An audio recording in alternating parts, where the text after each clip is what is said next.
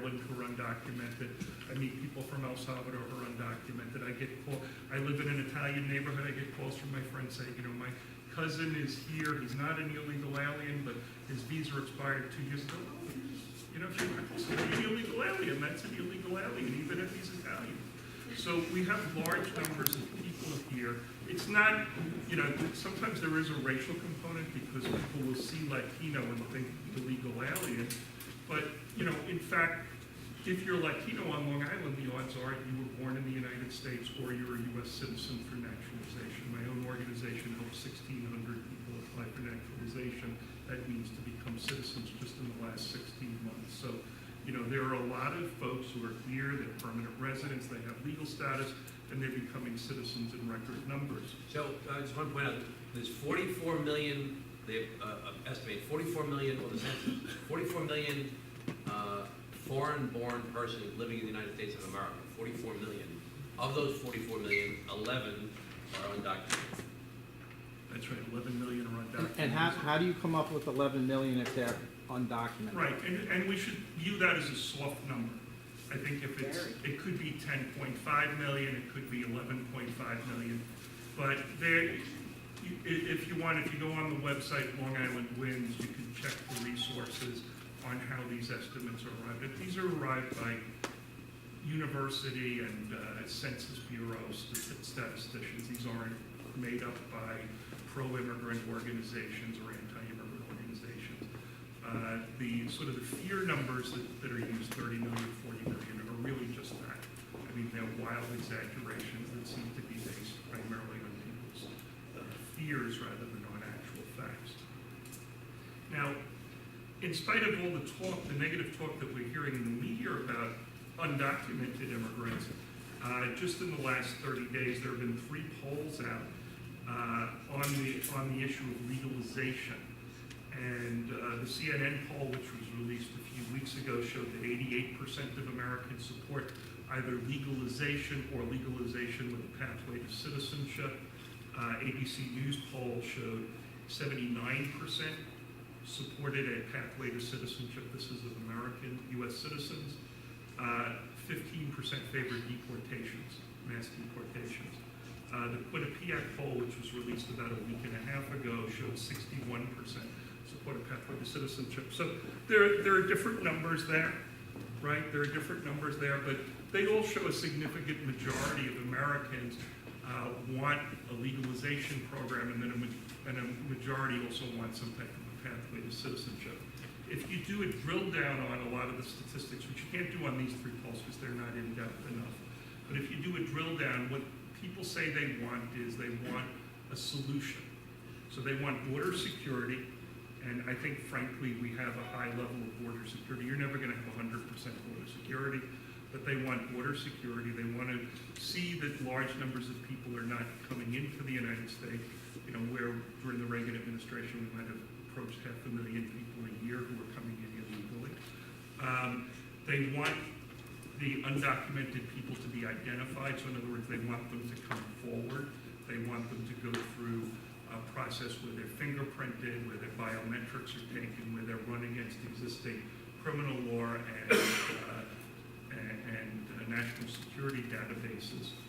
They want them to be vetted. They want, in other words, they want people who are undocumented when they come forward to also be able to identify, you know, the parts of their background, what their police records are, etc. They want them on the books, right? A lot of people say, well, we want to make sure that they're on the books, that they're not working in this gray economy that Tom is describing. And we know that there's a very large gray economy on Long Island, right? I mean, if you go into a lot of restaurants, you go into landscaping, etc., there's a large gray economy. People want them on the books so that, you know, both for the protection of the workers, because we want them, if they're hurt, we want their employer to be responsible for the injuries that occur to them, but also for the benefit of the society at large, because we want them to pay taxes. A lot of undocumented immigrants pay taxes, but if you're in that gray economy, you may not be. Right? We want them to pay taxes, to pay their fair share. They want them to learn English. That's a big issue that folks have had. And again, if people are undocumented, they're afraid they're going to be deported, they're usually not going to go to the local high school to learn English, Also, they may feel that their stay is temporary, and they may even be here for 5 and 6 years and still feel their stay is temporary because they're being told constantly that they're in danger of being deported. And then finally, what folks say is that they want them to participate as citizens. They want them to be civically engaged. They want them to come to meetings like this. They want them to be able to vote, etc., so that they have the same role in society, the same stake in society as everybody else who lives in that particular community. In 2013, we know that there was a bipartisan comprehensive immigration reform bill, right? And that was supported by people like Marco Rubio and John McCain. I know now those are not necessarily good people to be in the Republican Party. They used to be considered star figures, right? But this wasn't something that was negotiated only by Democrats or only by people who were pro-immigrant. This was something that was a compromise position that increased border security and provided a pathway to citizenship. It was a long pathway. The earliest someone would become a citizen under this program, with the exception of some certain people brought here as children, but the longest somebody who came to the United States as an adult, or the shortest somebody who came here to the United States as an adult would take to pass through the system was 21 years before they became a United States citizen. So we're not talking about people, I remember that some of the denunciations were, well, they want them so that in the next election, they'll win the next election. They're like, well, actually, it's an election after almost everybody in the Senate will be dead, right? So most senators are about my age, right? And 21 years from now, oh my God, I'll be in my 80s. So I want you to finish up your points, but I want to ask you one question, and then I want to open it up to the audience, Sure. okay? Why is it that there can't be a deal made on this? What is the recalcitrance to actually find some sort of common ground on this? To actually, people want something done. Why can't they come up with something? Who's stopping something from happening and why? Well, the New York Times had a great article about a week and a half ago in the Sunday Times, like, how did this die? Because it was something that the Democratic Party wanted, and it was something that the Republican Party wanted, and it was something that Republican leaders said, this is the only issue we've ever seen that has evangelicals, big business, labor unions, feminists, et cetera, all on the same side. I think a guy who told me best about why this failed was Peter King. Peter King, you may know, was one of only 24 Republicans in the House of Representatives who supported comprehensive immigration reform. So there were almost as many, I think there were 11 Republican senators, there were almost as many Republican senators as Republican House members who supported comprehensive immigration reform.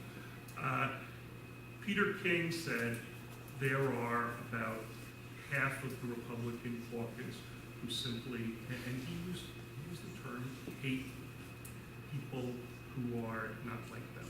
In other words, hate people who may be racially, geographically, culturally different from them. I think that what we saw coming out beginning around 2010 was not a move towards a more conservative movement within the Republican Party, but we saw a move towards maybe more radical Republican Party, particularly at the House level. I don't think it was reflected in the Senate, which is why I think we were able to see, John McCain was always a conservative. Marco Rubio ran as a conservative.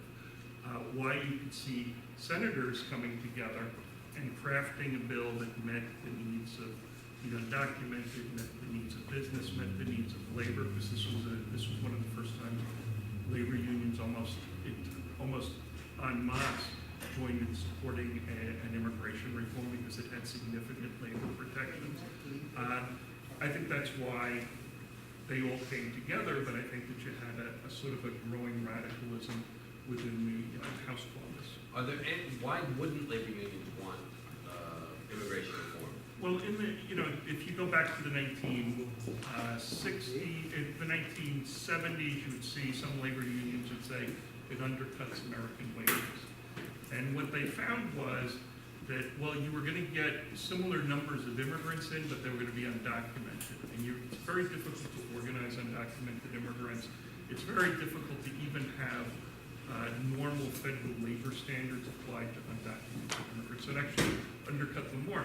When they began organizing about 15 years ago in places like LA and in Washington, around undocumented immigrants. They found actually if they could provide protections for them, that undocumented immigrants would join labor unions. And if you know, the Long Island Federation of Labor has actually been a pioneer in suburban organization of undocumented immigrants. They don't organize undocumented immigrants, they organize a workforce. Why wouldn't the business groups support? Well, business groups had supported some aspects of immigration reform because, for instance, what they would usually do is try to get special deals, okay? So you would see in 2007, we had this big, nasty anti-immigrant bill, the Sensenbrenner bill passed in Congress. I mean, it failed ultimately, but it was a really nasty bill. And a lot of the same conservative Republicans who supported this, who supported the Sensenbrenner anti-immigrant bill, just a year later supported bringing in 250,000 Mexican guest workers as farm workers.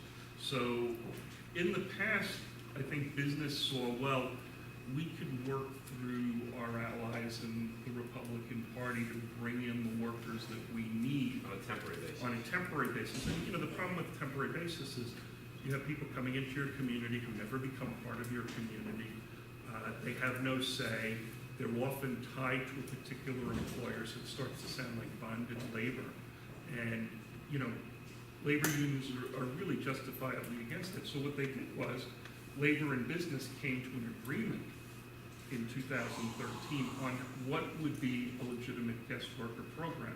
So it was a program where you would meet the legitimate needs of business because right now more than 50% of farm workers, for instance, are not just immigrants, they're undocumented immigrants. About 75% of all farm workers are immigrants, and guess what? A lot of the 25% who aren't are the children of immigrants. Who were born here. Who were born here. But what they wanted to do was work out a deal so that we meet the real needs. Because in Alabama, for instance, they drove all of the undocumented out of the fields, and nobody came out from the Alabama native-born workforce to work. Replace those jobs. When jobs were lost in western New York in the apple groves because of raids that went on there. Everybody here knows Buffalo is one of the most depressed parts of the state, right? People did not leave the city of Buffalo to go to work in the apple orchards. Okay, so I'm gonna open it up. Only guideline is nobody's allowed to yell, okay? Everybody can have any opinion you want on anything. We don't, from the far right or the far left, there's no yelling.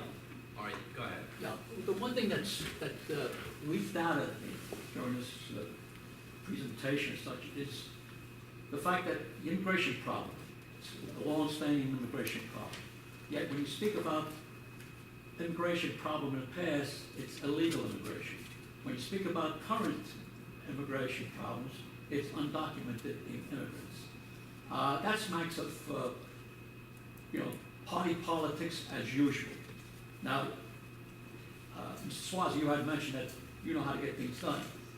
How would you propose to get something like that on a level field? In other words, we can always use one terminology, not a party terminology. I think one terminology that says, hey, are they illegal or are they not illegal?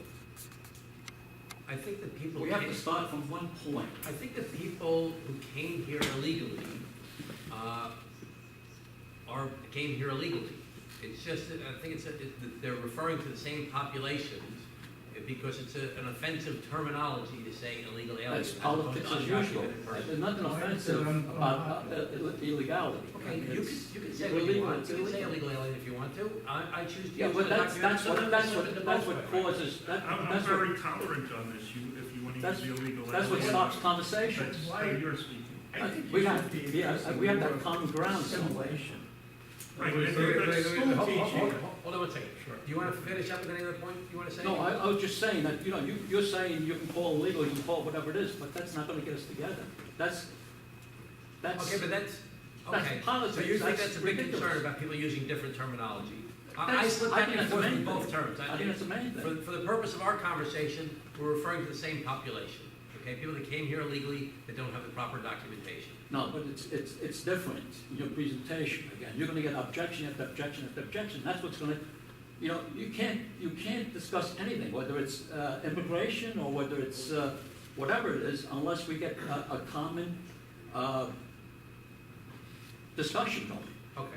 But we're all, We got- I think we can all agree that we're talking about the same population here. So for the purpose of our conversation tonight, if you say illegal alien, Right. or you say undocumented person, we're talking about the same population, okay? Well, there's a big Tonight's difference conversation- between having someone illegal and someone undocumented. There's no difference. Someone undocumented, There's no difference. you can always propose to give them documents, you know, an open door policy, let them come in, give them a document, that's it. I mean, Well, nobody's Question saying is- open door policy. All right, let this gentleman go ahead. You know, I think that the 11 million is a soft figure, as you said, because I'm not so sure that you're including in that the children of the undocumented illegals who are supposedly citizens because of the way the law is written. And I also They're think not that, supposedly citizens, they are citizens. yeah, they are. You're a citizen, if you were born in the I United States of question the America. logic of that whole thing, but still, But the that's the law. Constitution, the Yeah. United States Constitution. Well, It's it's not law, the law, it's, and, yeah, it's that's not been the law, recently. it's in the 14th Amendment to the United States Constitution. Okay, so maybe nothing else I have to say matters. But how are you gonna get things done? Make progress with the assimilation? Like, I think school teachers today, I know in one case my niece, they have to have, not be fluent, but they have to have experience in virtual fluency in Spanish to be able to get a public school teaching job. I mean, I don't think that's particularly fair. When your grandfather, great-grandfather, whatever, Suozzi came over, My father. your father, okay, he learned English. You learned English. These, I mean, the guy that mows my lawn says he's been here for 16 years. It's very difficult to talk to him. And I'm sure he went to high school too. So I think that, you know, The assimilation I think is what you that need to Pat do. talked about that in his remarks before. When you look, most Americans agree with you when they poll people. They would like that to see that being a major initiative. So what are you doing about it? Well, I'm not doing anything right I now. can tell you what you should do. You know, I'm not speaking for the organization Teresa, but I do some work with the organization Teresa. And in the last year, we have created a new English language learner program, and we offer 6 classes per quarter, 6 classes of 100 hours per class. So in other words, if you sign up, you get to agree to come to 100 hours of classes over a 3-month period, which is a heck of a lot of classes. Is this like a private thing or a public? It's, Not for profit. it's a not-for-profit organization. But it should be public. Well, and that's something that I think that New York State is experimenting with. We have the Office for New Americans, and the Office for New Americans is not an immigration outfit. It's not trying to encourage people to come to the United States. It's saying, if you're here, we're gonna make English language learning available to adults in the community. And what we're finding is, we don't have a situation where we have to go out and recruit people. People want to learn English. They want to learn English. There's a whole variety of reasons why they want to learn English. Number one is they want to be able to help their kids with their schoolwork, right? They're embarrassed that they go to teachers' meetings and they're not able to help the children. Number two is they want to advance in their jobs. They know that they're going to be mowing a lawn the rest of their lives if they don't learn English. If they want to move up, they need to learn the language. I will say it's not true that my ancestors were from Ireland, so they did know English, but it's not true that our ancestors all came to the United States and learned English immediately. You know, I like to remind people we had a great thriving Yiddish theater in New York because people spoke Yiddish, right? Well, even in my personal family experience, you know, my grandfather came over from Italy in the early 1900s. He joined the U.S. Army for World War I. Went back to Italy, married my grandmother, got her pregnant, came back again to the United States of America, and then she came over with my father, when my father was a young boy. And they became citizens because the law before the 1920s was that if you're, my father who, let me just tell you very quickly. My father was the first kid in the neighborhood to go to college. He went to Fordham University at the Woolworth Building. He fought in World War II and got the Distinguished Flying Cross with 303 clusters, and was a navigator on a B-24, and came back and went to Harvard Law School on the GI Bill in the 1940s, which is unheard of that an Italian immigrant was going to Harvard Law School in the 1940s. And, but he was still discriminated against as an Italian in those days. My mother's Irish, just so you know. But he ended up running for political office at a young age, ran for city court judge at 28 years old. But my grandparents really, my grandmother certainly didn't speak English well at all. But they came to this country through legal channels. The law was very different in those days. Yeah, but it's much still- easier to Before do. 1920, I'll just, because I do teach immigration law history as well. Before 1920, the law was you did not have to get a visa to come into the United States. You didn't have to get pre-approved to come into the United States. The only requirement was that you not, up until 1892, was that you were not Chinese. Okay, as long as you were not Chinese, you could emigrate to the United States. Ellis Island, I've been back there so many times. I love that place. I was just back there a few weeks ago. Island of Hope, Island of Tears. Well, only 3% of people were turned away from Ellis Island before 1920. So during the golden age of immigration, you got into the United States not by getting a visa, not by getting permission to come, simply by showing up. And you know what? The only people who even had to pass through Ellis Island were the people who were in the lowest class in the ships. Everybody else was simply disembarked if you were first or second class along the piers, and they walked into the United States. You didn't have to go through any kind of process at all until 1892. Pilot? And then it was the only result of towards the zero. Immigration Act of 1965 on Latin Americans versus Northern Europeans. Did you want to take, because I can answer that. But I want to get to this guy. Can we just hold off on that for 1 second? I'm happy to talk. I want about to, that, you know, Mr. but what you're saying, and I didn't know this about his poll, his numbers, he was saying about how most Americans would like to see people learn English and participate in the society as part of it.